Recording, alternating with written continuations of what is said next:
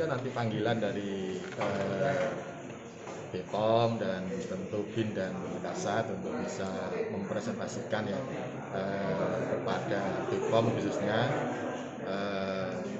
untuk bisa memperlancar proses terbitnya izin produksi dan izin edar. Kemarin dalam pembicaraan, insya Allah Rabu nanti akan ada pertemuan dengan BPOM. Mudah-mudahan kita akan bisa menjelaskan dengan lebih clear, lebih gamblang berbagai macam isu yang mungkin masih ada perbedaan pandangan, kan? Dan ini akan kita jelaskan. Tentu kami menunggu aja. Jadi kalau ada pembicaraan, ada apa ya kita.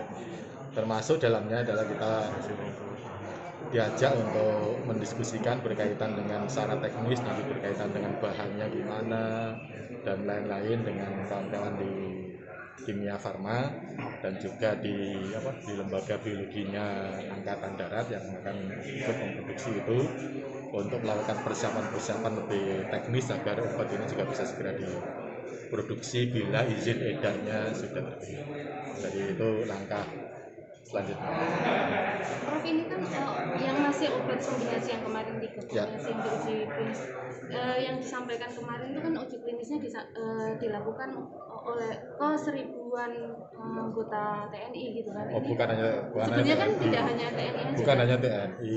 Jadi kalau total kita itu sudah punya yang kita evaluasikan 1.100 sekian yang memenuhi persyaratan inklusivitas dan lain-lain itu 750 sekian, dan itu bukan hanya dari TNI tetapi juga dari RSUA, dari Lamongan, dari Rumah Sakit Polri dan lain-lain.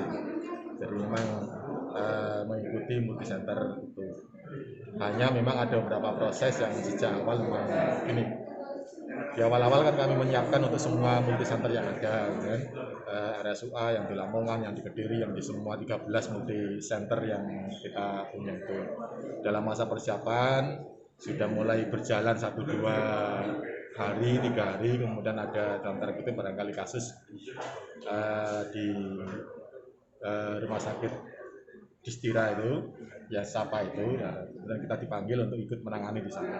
Ya tentu fokus kita kemudian menjadi agak terbelah ketika persiapan di tempat yang lain itu, kemudian kita diajak menangani di sana, ya sekaligus kita manfaatkan untuk area uji klinik ini.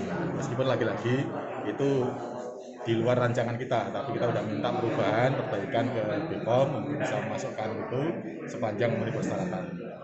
Dan yang terpenting adalah bahwa untuk yang di Bandung pun sebenarnya BPOM juga sudah melakukan inspeksi, kan?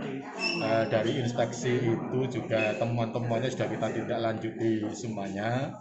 Di awal tidak ada pertemuan-temuan yang sifatnya major, nggak ada, gitu kan? Jadi kita udah bisa tindak lanjuti semua temuan termasuk tindak lanjut yang kita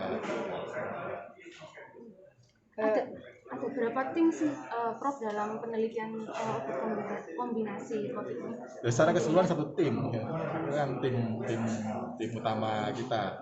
Tapi di setiap daerah kan ada kelompok-kelompoknya sendiri yang kemudian memang dikoordinasikan oleh dokter yang ada di masing-masing rumah sakit. Jadi ada banyak di sini, misalnya Pak Asno terlibat di dalamnya, Dr. Alfian terlibat di dalamnya, Balantian RSUA, ya. Nama-nama yang lain kita nggak terlalu. Efisiensinya berapa persen untuk bisa menyembuhkan? Jadi efektivitasnya itu ada yang sampai 98% untuk kombinasi yang lupa saya, yang kedua kalau nggak salah dari 3 itu ya. Jadi awalnya kan kita punya 5 kombinasi, kemudian disarankan jangan 5 terlalu berat, gitu kan, 3 saja yang punya potensi lebih besar. Dari 3 itu kemudian kita masuk ke uji klinik, tentu paling rendah ada di angka 92, yang tertinggi ada di angka 98 kalau nggak salah, yang efektivitas dari obat yang ada berdasarkan sampel yang kita ambil secara acak ya di lapangan. Oke. Terima kasih.